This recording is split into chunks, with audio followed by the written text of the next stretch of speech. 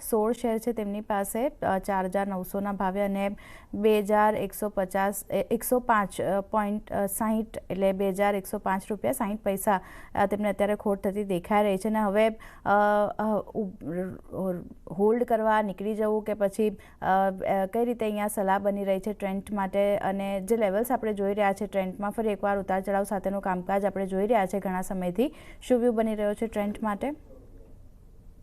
ટ્રેન્ડની વાત કરશું તો લોંગ ટર્મ માટે યસ, અહીંયા આપણને એક વેટ કરવું જોઈએ, કારણ કે અગર એમની જોશું તો એમની જે પ્રાઇસ છે ઘણા હાયર લેવલ્સ પર એમની બાઇંગ પ્રાઇસ છે, અને એના કરતાં અગર આપણે હમણાંની પ્રાઇસ જોશું તો ઘણા એક નીચેના લેવલ્સ પર હમણાં સ્ટોક આવી ગયો છે.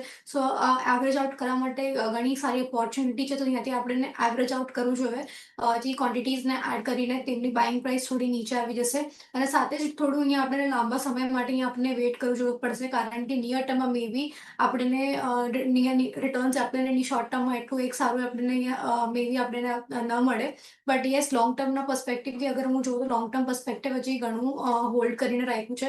સાથે જે રીતે કંપનીના જે નવા સ્ટોરના એડિશન્સ થઈ રહ્યા છે અને કંપનીના જે સેમ સ્ટોર્સ અહીંયા ગ્રોથનો સેલ્સ અહીંયા જે આવી રહ્યો છે ઘણો કમેન્ડેબલ આવ્યું છે. સ્પેશિયલી કંપનીની જે બ્રાન્ડ છે સોઝ વિડીયો, એના તરફથી અગર આપણે જે રેવન્યુ કોન્ટ્રીબ્યુશન જોશું એ ઘણું સારું અને કમેન્ડેબલ છે. સો યસ, થોડું આપણને લાંબા ગાળા માટે થોડું અહીંયા વેટ કરવું પડશે. નિયર ટર્મમાં મે બી આપણને નીકળવા ન મળે, બટ યસ, આપણે એવરેજ આઉટ કરીને કંઈ આપણે લોંગ ટર્મ સુધી આપણે હોલ્ડ રાખી શકીએ છીએ પોઝિશનમાં. હોલ્ડ કરીને ચાલવાની સલાહ અહીંયા બનતી